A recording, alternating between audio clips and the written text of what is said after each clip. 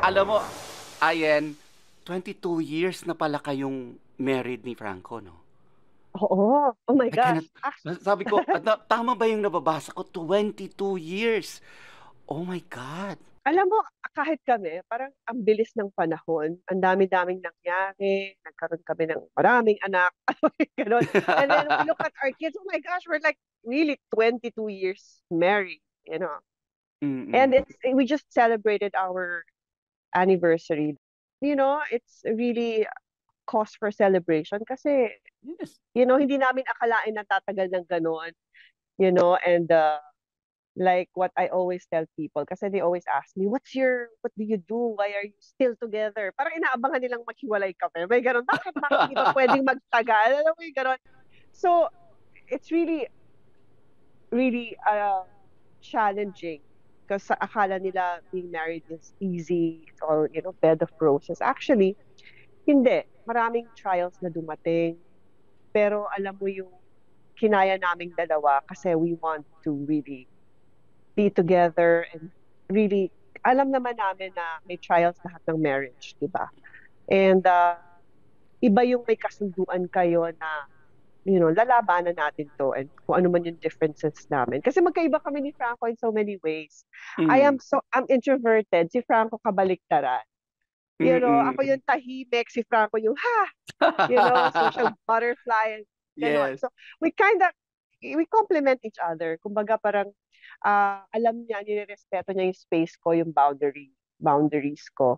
Na ito si Ayan, ganito to. Hindi to, pag maraming tao to, medyo, lalo akong nagpupunta sa shell. I am more Mhm. of, observant ako. Ako yung tipong tahimik lang. Wala naman ako iniisip na seryoso. Akala lang nila minsan, pag Basta gusto seryoso mo ko, lang tumahimik. tahimik ako and I choose, when people are talking, ako yung listener. Mas ganun ako. Mm. Mas okay ako ng one-on-one kaysa yung ang daming tao. I'm usually the quiet one. And now, si Franco Mm. naman yung usually the one who's making kwento. Alam mo yung ganun. And when he's doing that, I'm the quiet one. And I also listen to him. Yung ganun. Parang Mm. hindi kami parehong loud. Kung ako naman yung nagsasalita, siya naman yung yung respect din ng space sa isa't isa. Pero I think importante yun sa marriage. sabi mo nga 'di ba like parang maraming mga challenges ng ano na dumaan sa inyo. And how do you keep it going lalo na pag syempre 'di ba minsan yung inis na inis ka na dun sa partner mo. Parang ano ba meron ba yung meron bang yung wait, may alone time tayo or meron yung hindi pag-usapan na natin ngayon na. Alam mo, yung bago pa lang yung marriage namin, di ba may sinasabi nga silang, don't sleep when you are angry, when you have Mm. not settled anything. But in reality, actually, may mga issues ang mag-asawa na hindi na settle overnight. Okay? Meron ganon. May mga issues ay, naku, saka na lang natin pag-usapan kasi mukhang hindi tayo nagkakaintindihan. It's either ayaw mong intindihin Or or pagod hindi ka, ka. or pagod ka. Ang daming pwedeng dahilan. Factors, true. Yo, kami noon, tinry namin isettle kasi, ay, sabi kasi kailangan isettle ng kaagad, huwag ka matutulog ng galit. Mm. Pwedeng, yung galit kasi sa aming dalawa ni Franco, hindi kami masyadong nagtatanim. Siguro yun, Mm. lalo na sa Importante isa't rin isa. 'yun. Yes, this should always be forgiveness. It's hard to Mm. practice. I think that's the hardest na sa aming dalawa to practice. Especially nung mga bata-bata pa kami, parang syempre ma-pride ka pa. True. Sometimes may tendency tayong all about me, it's me, me, me, me. Mm. So in marriage also, you learn how to be selfless. If Oo. ikaw yung madamot ka in so many ways, tas may asawa ka, syempre tendency din to think about yourself, ganyan.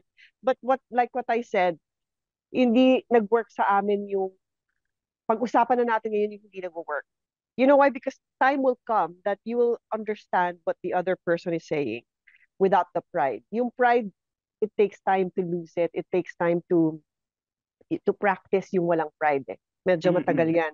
Lalo na kapag you assert yourself, alam mo yung dapat sa marriage ganito ako.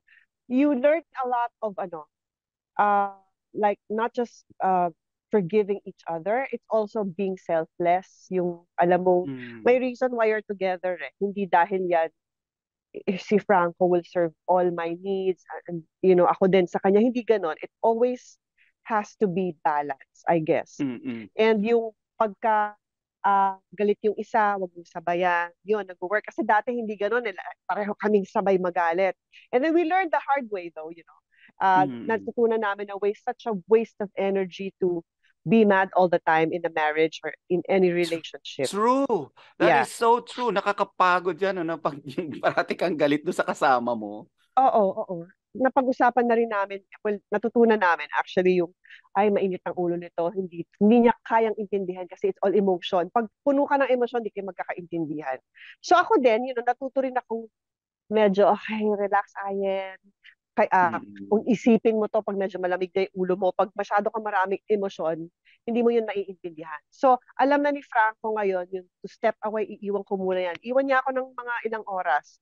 Yung Mm. papalamigin niya yung ulo ko, ganun din ako sa kanya. Hiwalay muna kami, nandun siya sa lugar niya, dito sa bahay namin. Pero alam mo yung hindi muna kami, papalamig muna kami.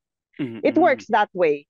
Walk Mm. away first, don't settle what you can't, and, have time for yourself, breathe, and we do pray a lot kasi may mga issues kami mag-asawa na hindi namin kayang isolve on our own. So that's True. when we really pray. And then pag alam namin sobra yung issue namin, we really come together kahit a lot of couple don't understand. We come together kahit na medyo may issues kami sa isa't isa and we pray for each other. I think Mm. that worked talaga even up to now. Well, totoo yan, no? Like, importante yan sa isang relationship. Like, parang yung understanding nyo ah, sa isa't isa. And of course, yung sabi nga, di ba, yung there's always a higher being na dapat to be in the center of your relationship to bind you. Actually, alam mo, isa like what I said, pareho kami ng paniniwala ni Franco. Both are Christians. So, umpisa pa lang yan, sabi ko, ito, pag hindi naging Kristiyano to, hindi ko to papakasal. Kasi nga ganun yung belief ko. Honestly, talagang pinagdasal ko yun.